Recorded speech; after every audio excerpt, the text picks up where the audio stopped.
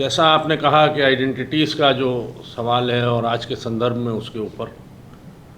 तो ये सवाल तो मुझे लगता है कि हमारे समाज का जो कास्ट का जिस तरह का स्ट्रक्चर है उसके अंदर इनबिल्ट है आइडेंटिटीज़ का सवाल उठना, बार बार आइडेंटिटीज़ को लेके अपने खड़ा होना। उसमें दो तरह की चीज़ें हैं कि जैसे आपने अभी कहा कि आइडेंटिटीज़ को उस तरह से देखना, एक नेगेटिव उसमें देखना, सेंस में देखना, और अगर दूसरी तरह से देखें तो कॉन्स्टिट्यूशन में डॉक्टर अंबेडकर ने एक वर्ड को कहीं और किसी और का वो नहीं था, वो डॉक्टर अंबेडकर का ही ख़ास उसमें एडिशन है, फ्रेटर्निटी, बंधुत्व। और वो शायद उन्होंने बुद्धिज़्म से इंस्पायर होकर वहाँ से उसे लिया था। उससे मैं जो समझने की कोशिश करता हूँ वो ये है कि उसे इसलिए जोड़ना उन्हें ज़रूरी लगा कि उसमें जो टेंशन्स और वो हैं वो उससे जब आइडेंटिटीज़ का और जहाँ सामाजिक न्याय का और अपने अधिकारों के लिए और इक्वलिटी की मांग करने वालों के लिए जहाँ भी जब वो हो तो समाज में टेंशन्स ना पैदा हो के वो जितना हो सके अच्छे उसमें, और पूरे संविधान को जिस तरह से हमारे उसके आर्किटेक्ट्स ने जिस तरह वो किया है, जिसमें डॉक्टर अंबेडकर ज़ाहिर है उनको सबसे बड़ा क्रेडिट जाता है, तो उनके ख्याल में भी शायद यही बात रही होगी कि ये चेंजेस तो आने हैं। जो चीज़ें देखी जा रही थी कि सोशल जस्टिस के बाद इकोनॉमिक जस्टिस तक पहुंचने की बात है, और जो सिस्टम है उसको जिस तरह से बनाया गया है वो कहीं ना कहीं उसमें इनजस्टिसेस बहुत बार बार उसको बहुत स्पेस मिलती है, और उसकी वजह से जो लोग वंचित हैं अब ये नए उसमें जो है उनको अपनी आवाज़ उठाने का, अपने एस्पिरेशंस को करने का, और एक पूरा सिस्टम ले डाउन कर दिया गया डेमोक्रेटिक तरीके से रिप्रेजेंटेशन का और सब चीज़ों का। उसमें भी जैसे पूना पैक्ट की चर्चा रही वो रिप्रेजेंटेशन के ही सवाल को लेके, और रिप्रेजेंटेशन इसलिए ज़रूरी है डेमोक्रेसी में कि वही एक स्पेस है जहाँ से आप पार्लियामेंट्री फोरा में, लेजिस्लेटिव फोरा में अपनी बात को रख सकते हैं और आगे उसी हिसाब से अपने एस्पिरेशंस और अपनी ज़रूरतों के हिसाब से उसे फॉर्मुलेट और आर्टिकुलेट कर सकते हैं और फॉर्मुलेट कर सकते हैं आगे समाज को किस तरह की रचना देना है उसके लिए। तो उसके लिए हम लोगों को लगता है कि आगे भी अभी खुद जो सेक्शंस अपने अधिकारों के लिए लड़ रहे हैं, जिनके लिए हम लोग भी सब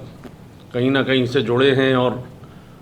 उनको जोड़ने की और समाज में एक बड़ा जो अलायंस, ब्रॉडर अलायंस बनना चाहिए हैव नॉट्स का। और आज वो लड़ाई काफ़ी कमज़ोर है क्योंकि वो ताकतें खुद हमारे देश में, हमारे ही समाज में नहीं, दुनिया भर में वो काफ़ी ताकत पा चुकी थी। तो उनको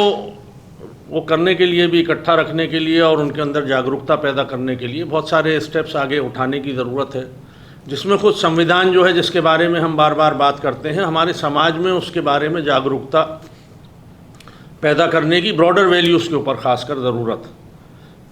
मुझे खुशी की बात यह है मेरे लिए कि मैंने इधर देखा, पता किया कि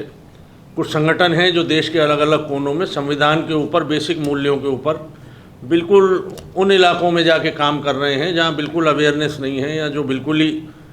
हर तरह से एजुकेशनली, इंटेलेक्चुअली हर तरह से पिछड़े हुए हैं, वहाँ तक भी जाके, और उससे उन्हें जो इंस्पिरेशन मिलेगा या जो उन्हें अपने अधिकारों के बारे में जो एहसास होगा, जो संविधान ने पहले ही दिया है और जो हम पिछले 70 सालों में हल्के हल्के उन सेक्शंस तक पहुंच रहा है। अभी वो लड़ाई पूरी नहीं हुई है, आधी भी शायद नहीं पहुंची थी कि ऐसी फोर्सेस ज़्यादा मजबूत हो गई जो उन्हें रोकने के लिए काफ़ी ताकतवर हैं और काफ़ी, क्या कहना चाहिए, कमिटेड हैं। लेकिन ये चीज़ अभी आगे बढ़ रही है, और अगर हम लोग इस चीज़ को आगे बढ़ाएं तो अभी आइडेंटिटीज़ और इन सवालों को लेके अभी ये रहेंगी अभी समाज के अंदर। और बस ये देखना है कि इसमें कोई टेंशन्स पैदा ना हो, समाज के अंदर टकराव की स्थिति आएगी बार बार, लेकिन मिनिमल डैमेज के साथ सही दिशा में अगर हम समाज को और देश को आगे ले जा सकें, इसके लिए हम सब लोगों को, सब संगठनों को और सब पार्टियों को उस पर काम करना पड़ेगा।